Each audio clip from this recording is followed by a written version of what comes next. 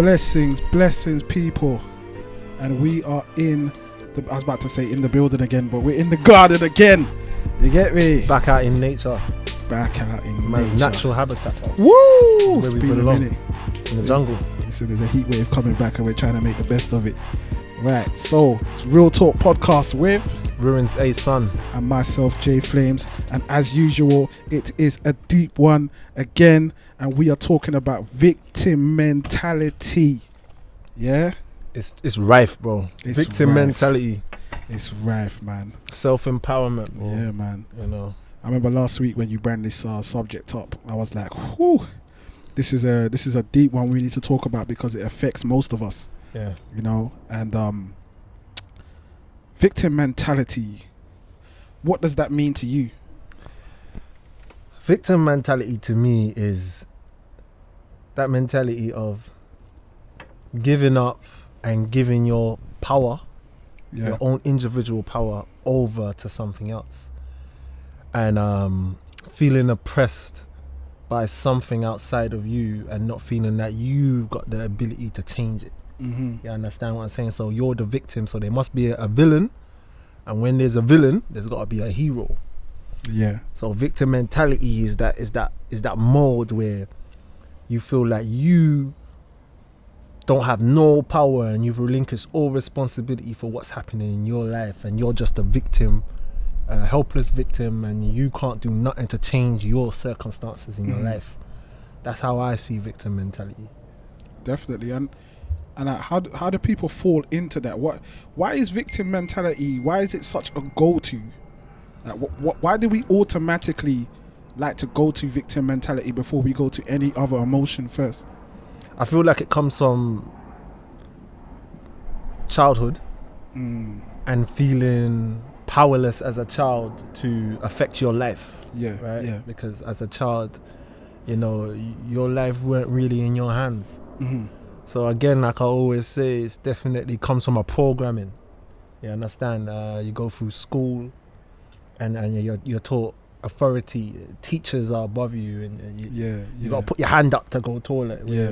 You know, when you're at home, you just go toilet, right? So, and then it kind of just goes through life into adulthood. We're always sort of, you know, conditioned that there is a power on top of us. That there are teachers, there are parents, there's the law, there's governments, there's kings, there's political figures. You understand what I'm saying? So, and all of these are the type of people that, you know, push the narrative onto the people that we hold the power, as in the people at the top hold the power. So if you're pushed this narrative from a young age over and over again that the power's not within you, it's within these people, some people that are, you know, mythological figures. So, you know, and some people that you've never seen, or you know, that, or you're at the mercy of events, you're at the mercy of, you know, people that act like they have your best interest at heart, but really it's about holding the power and making the decisions. I feel like it's a programming. Yeah, no, it definitely that's is. been given to us, you know. It definitely is, man. And if I'm to speak on like the times when I've put myself into like victimization, it definitely stems back from what you're saying at school. Like in school, man, I never really cared. Like I've always been a music person. Like speaking to the audience, obviously Ason knows this, but I've always been a music person. I never really cared about anything else but music, right? And like in class, academic classes, I would fail terribly because I just didn't give a shit about trying to learn about algebra or X plus Y. I just didn't care about that, innit? And the teachers would classify me as somebody who was on the line of dyslexic or whatever they wanted to say. And I remember when you was dyslexic and stuff like that in school, you would get like a laptop, you would get certain privileges. You know what I'm saying? So it was like cool. It was cool. So I ran with that. Like I was like, yeah, fuck it, man. Dyslexic. You get me? Let me get some extra help. I ran with that victimization. You know what I'm saying? And I know there is people that's watching this, that there are people that do really have learning disabilities. Do you know what I'm saying?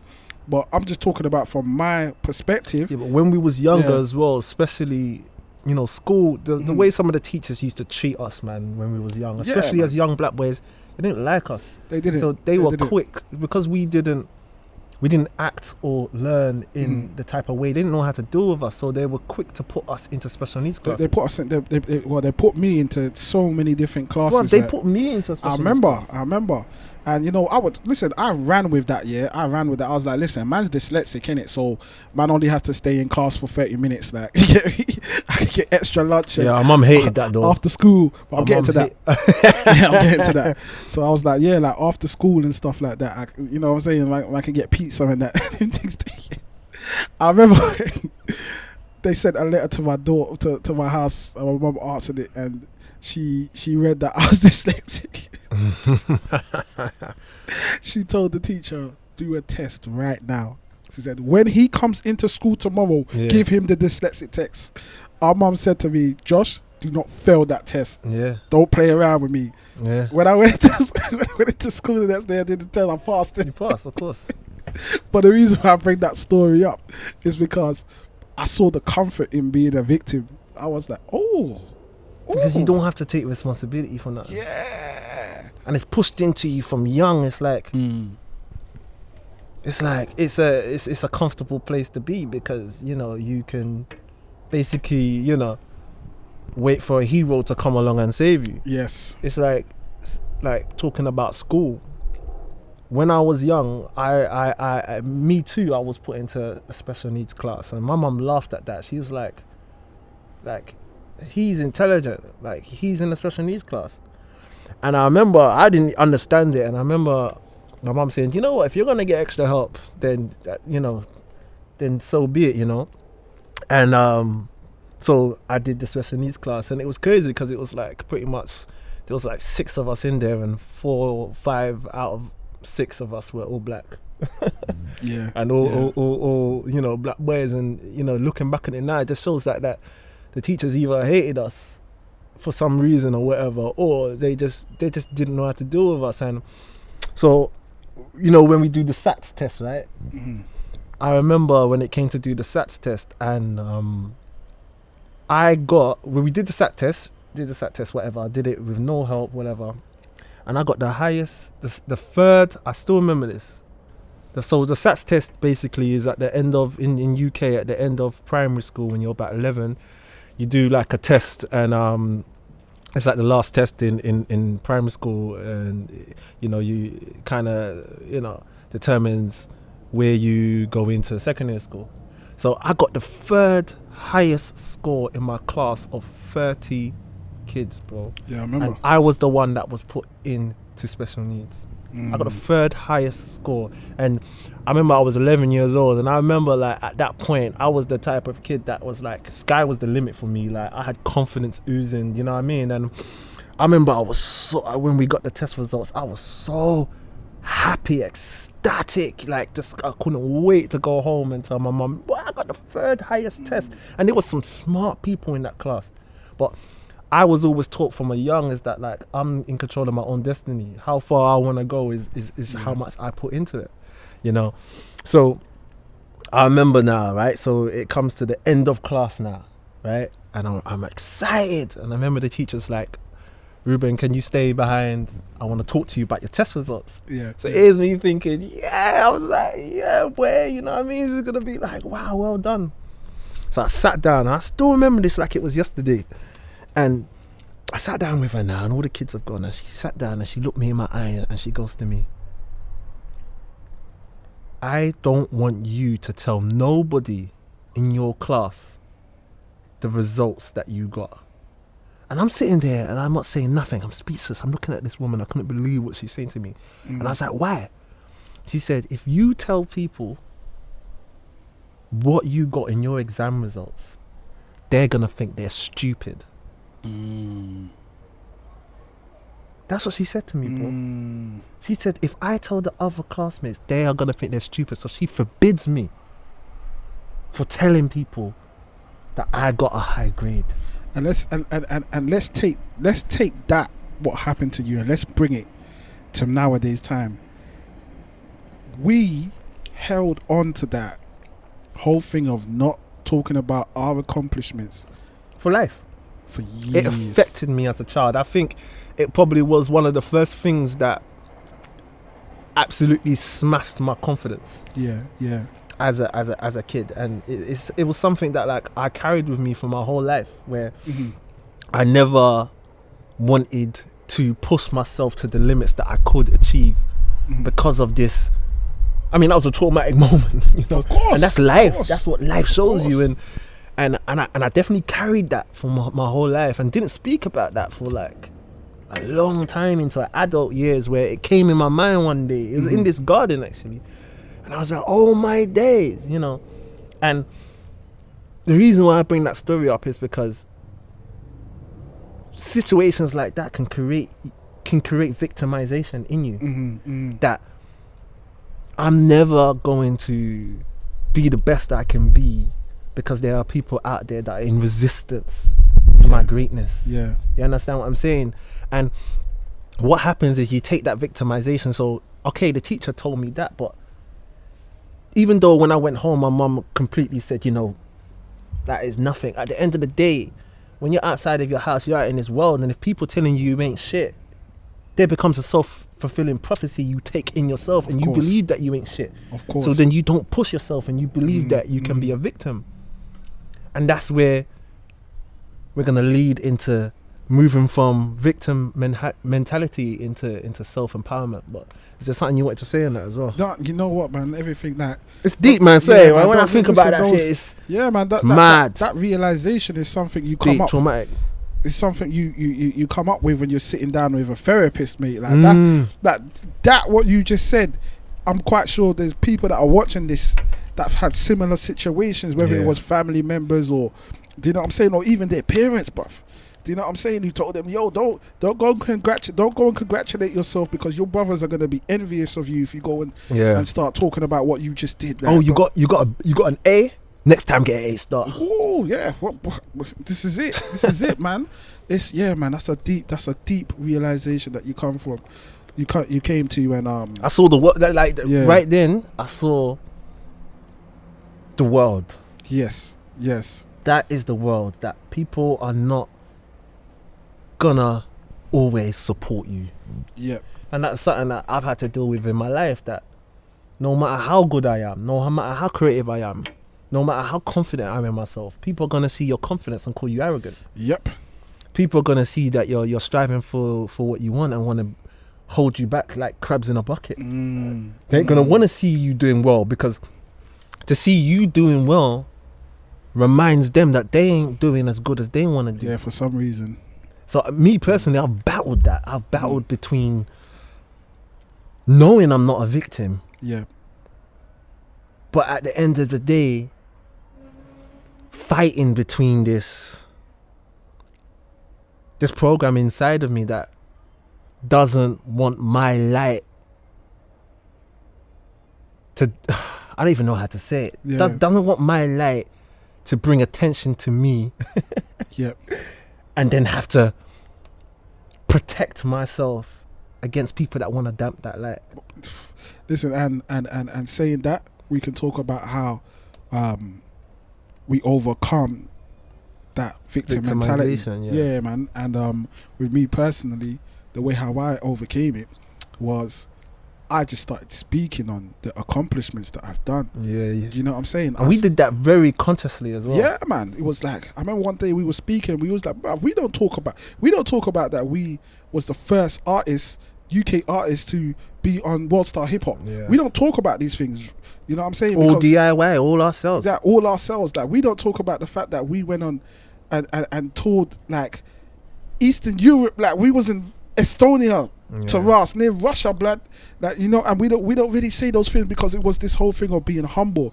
It wasn't until one day we was watching a YouTube video, and there was this guy speaking, Brother Polite, and he broke down what humbleness is. Yeah. And I went on the dictionary and I looked up humble, and humble was like, humble means like not knowing your self-worth, like Yeah. lessening your Seeing self-worth. less of yourself, yeah. And I thought to myself, wait, hold on. That's thinking less of yourself is not a good thing to.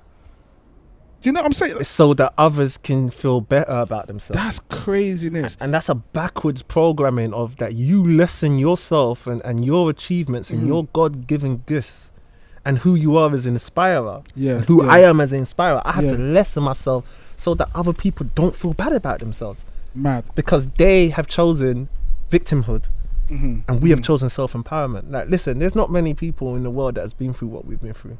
Yeah. You know, we've lost our mum when we were teenagers, young age. We've grown up and survived in an area that was ravished with gang violence and drugs. Just me and you. Yeah. We don't have parents to fall back on, right? We've done university. We've worked 2-3 jobs. You understand what I'm saying? We've dealt with anxiety. We've dealt with all these type of things. You know, trauma. We've dealt with all these things, and we've done it all on our own. Yeah. You understand what I'm saying? And to this day, we never claim to be victims. Nah, Never. Because we have chosen the path of self-empowerment. And I think that's what we should talk about. My friend asked me a really great question the other day. He's like, when you're having a down time, what do you do to bring yourself back up?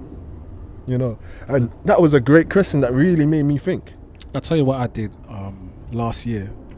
I went back to the estate, man.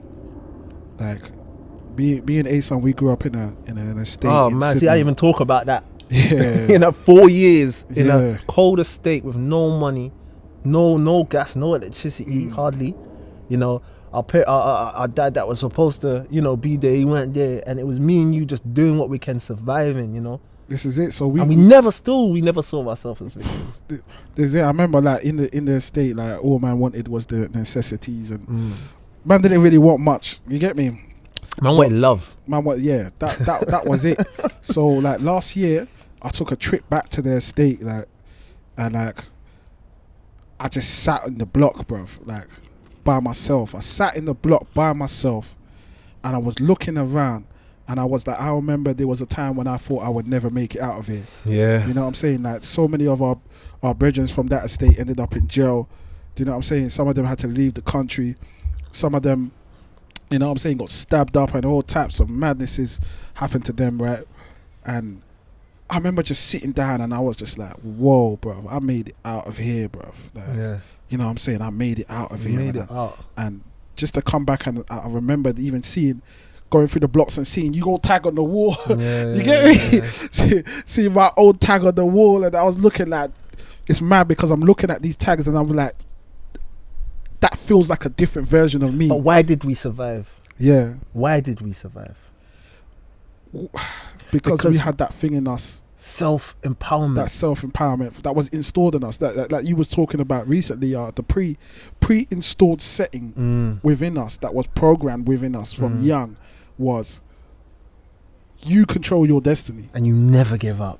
And you never give up. Never give up. And you never give nobody the power over you. Never. Because nobody has the power over you. No one. You would have to give them the power over you. Exactly. And this is the thing that I always, when I go into conversations with people, that I can see that they are really deep. Because once you get stuck in that victim mentality, it's so hard to climb back out of it. Yeah, it is. So I'll come along and I'm trying to, like, you know, enlighten that person into, like, you can empower yourself with the power to change anything. And I don't say that as somebody that sees myself as entitled or better. I've been through the worst of shit, you know. And when people say, so what's different for you? The difference is that I choose to take responsibility for my decisions and my life. And a lot of people, when they're in victim mentality, they always blaming other people, and they're always blaming someone that isn't them for their decisions. And I always see it like this: there is nobody that can force you to do anything. Nah. You even if someone puts a gun to your head and tells you, yo, go and jump over this thing, you still chose to do it. You might do it for survival, but at the end of the day, you chose to do it. And obviously there are things that are horrible that happen to people, but that's the difference between somebody that becomes engulfed with their life and the tragedy that's happened in their life, or somebody that turns their life around. Yes. And it only comes back to one thing, like you said, realizing that you hold the power and no one holds it. And that was one thing, you know, our mum preached in us from young. She always used to say, where there's a will, there's a way. That was her favorite saying. Man. And that was why that was my first single, my first ever single, and my first ever video. It was called Will and a Way.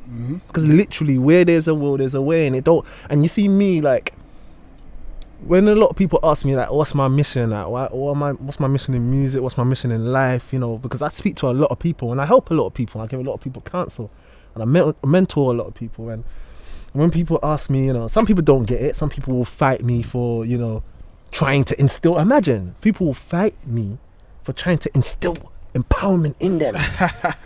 That's because victim mentality is strong, bro. Like, I'm the villain. Yeah. Because I'm trying to empower them to change their life. You know, and I speak to a lot of people, and you know, I see when people are in that victimization mode, and it's a hard one to get out of. And it is. You know, when people ask me, yo, what's your mission? My mission really in the basic level is to inspire people that no matter what you go through in life, you can change it. And there's nobody or no thing that can stop you from achieving what you want. And I guess that's what I've realized is, since I've got older, is that I can try to convince somebody till I'm blue in their face about that. And you know, all that will happen is I'll just get resistance and fighting, and I ain't got no time for that. And I've realized the best way to inflict change or inspiration on anybody is to be that change you want to see in other people. So I commit my life now to being that person that talks my story in my music, in these podcasts, in conversation to random people I meet around the world, in Thailand on the beach or something. I'll tell my story with the one aim to show them, yo, there's nothing more special about me than you. The only difference is making that one decision to take responsibility for your life. That's it, man. And gathering all the tools and all the support you can, and educating yourself to be able to change shit around, because you can. You know, when you look at all of the great people in this world that have done anything that has changed this world on a huge level, when you look at their life, they've all been through trauma. They've all experienced some kind of death, ego death, physical death, disease, whatever you can. But there's a point in everybody's life where life says to you, what do you want? Yep. Do you want to live? Or do you want to not die? And go through your whole life just not dying. And I ain't afraid of not dying. I'm afraid of not living. Yeah, man. It's the not. And I want to live. It's the not living. That's the problem. It's the not living. And when you're a victim, you're not living. Yeah. You're just trying to avoid death. It's true. And I mean, like,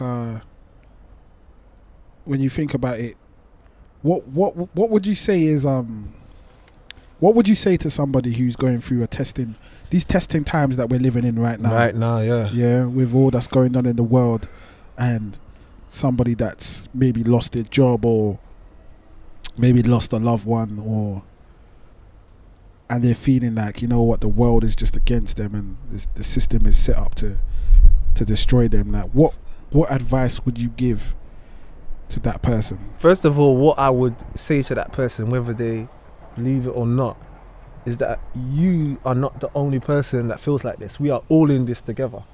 Now, the thing about victim mentality is that we see that there are people at the top and we think they're living a great life because they've got money or they've got this or they've got something you want. But most people are suffering. You know, most people, you might not see it because a lot of people, they don't speak freely like this. You know, I speak freely, you speak freely. You understand? And a lot of time, people in our life, because they saw, you know, what we were doing in our life, our accomplishments and achievements, they thought, yo, we're fine, we're thriving, we're doing well. And that put us into sort of a people pleaser mentality where we just kind of just pandered to people sometimes and didn't really want to talk about what we're really going through. And now we talk about it because we want to show people that, yo, we're all going through this. We all feel lonely. We all feel misunderstood. We all feel like life is not fair. It don't matter whether you're a millionaire or you have nothing. You understand? We're all in this together. And I think this whole pandemic situation has showed us that we're all in this together. We're all connected. So I think the advice I'll give to people is that speak your truth. Yeah, man. Be authentic and know that we're all going through this. So the more of us, that's the reason why we're doing this podcast. Because when people listen to this, whether it's 100 people, whether it's 1 people, whether it's 1,000,000 people, people are going to relate to what we're talking about openly and freely. Yep. And my advice is to talk to people and don't be ashamed. Our next podcast, we need to talk about shame. Yes, That should be the next one. Yeah, that definitely needs to be the next one. You have to defeat your shame. Yeah, no, you really do. You have to defeat your shame. You have to defeat your shame. And you have to know that we're all in this and we're all connected, but we all feel this disconnection. Yeah. With each other and ourselves. Yeah, we all feel this disconnection and with each other, ourselves, life, whatever it is, we all feel, forsaken. Yeah, we do. To use biblical language. Yeah, we do. And we gotta be fighters out here. So I'm gonna put up the greatest fighter of all time, Mike Tyson. Boom. Yeah, and we right there. And we gotta be fighters. Big up Mike Tyson, because watching his hotboxing podcast and the vulnerability that he has as a champion of the world, the baddest man on the planet, and this man is talking about things that are so painful. And he's suffering and being a man and having to deal with vulnerability, is in a way it inspired us to do this. 100%. Because this is conversations we talk about, and when you talk about these type of things, it moves you away from feeling like you're a victim all alone that needs a hero. And you understand that, whether you're religious or not, yes, the true hero lies within your heart and lies within your soul. Yeah, man. And you have to, listen, we're living in a world that's about survival right now, and everyone's trying to survive. But what are we trying to survive? Each other. We're all trying to survive the same thing. So you have to fight, but sometimes you have to know when the fight is not a fight that is outside. Yeah, sometimes that fight is an internal conflict. It's an internal battle. That programming allows you to see yourself as a victim and allows you to see yourself that everybody's against you. Spiritual baccalaureate war. And it's like, I'm not gonna lie and say sometimes I don't feel like this world is against me. This world, sometimes I feel like this world is against me. The resistance I get just for being me. And when you're talking the truth, people become very uncomfortable with that, Yeah, especially when you're talking about self-empowerment, people think you're negating what they've been through. But we're not negating what we've been through. We're saying, you can change your life. You understand what I'm saying? You can come from nothing. You can be abandoned and come from a slave to become the greatest warrior ever. And that's why I'm going to put up on the screen the greatest warrior ever, Uche Ragnarsson. Boom. My guy. My G. And if you haven't watched Last Kingdom yet, you need to go and watch that. It's about the Vikings and the Anglo-Saxons. It's incredible. Man's been binging on that shit, man. Yeah, man. And it just shows you, man, look at the history that we came through. And look at the history that England even had, Yeah. We were fighting the Vikings and then the Anglo-Saxons that were from Germany coming in and fighting the Celtics. And, all we do in this human history is just fight. Just fight, man. Kill each other and just for land. Yeah. And create victims of each other and villains and heroes and, it's... That's why you got to be a fighter, man. You got to push. Hard. You just got to push through. I remember yesterday we was watching... we like to watch music from the favela. You know what I'm saying? Funk music. And big up my Brazilians. Yeah, big up all the Brazilians watching and the Portuguese. We like to watch those type of funk music and funk musicians and stuff like that. And when you was playing some of the music yesterday, you was playing like MC Rebecca and those. MC Habeka. MC Habeka and I was listening to this music and I was like, do you know the maddest thing is these people, come from the slum, We're in South London listening to their music.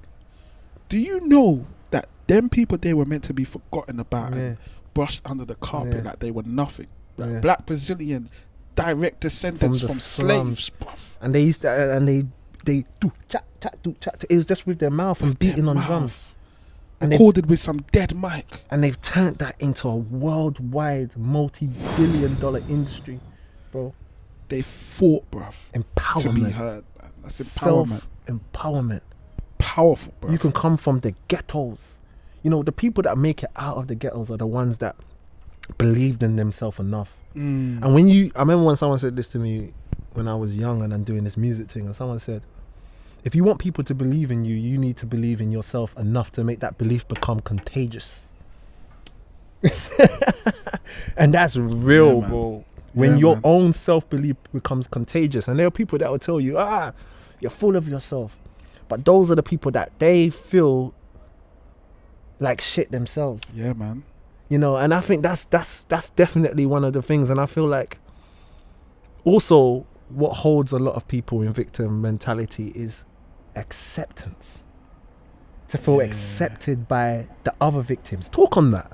To be accepted by the other victims. Or I wouldn't say victims, but the other people that see themselves as downtrodden, oppressed, and there's nothing they can do. That's crabs in the barrel. That's crabs in the barrel mentality. That is like, I see our next man. Yeah, and he's in self-pity. And I'm like, yeah, man. Nah, man. Yeah, you're right, man. The government, blood. And then we're just all like, yeah, the government. Boom, boom, boom, boom. But at the same time, the government are paying your bills. Yeah, well, former crew are just dissing the government. You know what I'm saying? And it's just or you see that man that's gone out of the hood, doing well for himself, traveling around. And what do people say? He sold his soul. Yeah, he's a sellout. He's a sellout. He's a sellout. And you know what, on that subject, I want to big up Dizzy Rascal, because you know what, we said that there was a lot of like our mum and people around us installed programs in us that helped us to not be in like victimization mode. I want to say Dizzy Rascal's music, when we was growing up in 2003, that Boy in the Corner album, that schooled, man. Saved man's life, that album. Nah, he really did. Do you know what I'm saying? And I want to say, when Dizzy Rascal said there's a world outside of the hood and I want you to see it, that lyric goes round and round and round in my head to this day. Like, you know what I'm saying? And take charge, take over, review the situation. It's like man. he was teaching us how to get out of this hood victim mentality. This crabs in a bucket. It was, you know, and that's another thing as well. The music you listen to. If you listen to a lot of music that's talking about you can never make it, and from people that have made it, review the situation, take charge, take over. The cut him off. Real talk. And look how he was treated. He was treated as a sellout. He was treated as blah blah blah. And it's the thing. I feel like, don't be afraid to be called a sellout. And I feel like that's in our community. That's one of the biggest things we're afraid of, is our own people turning their backs on us. But if our own people don't want to do good for themselves and change their life and leave the poverty that we were born in, then you have to be prepared to leave. You know, and hopefully with the mentality of coming back to the hood, not staying in the hood, because we all see what happens when people make it out of the hood and then come back. The hood kills you. Straight. But you come back to the hood and you build things in your hood. You educate people in your hood. You educate the you know. But this is the thing. If you're one of those people where you feel so controlled by what other people think of you, and you think becoming or sacrificing or joining a movement that is about not self-empowerment but about being victims, if you want to join a movement that is about being a victim, then you ain't helping your people. You know, especially if you're somebody that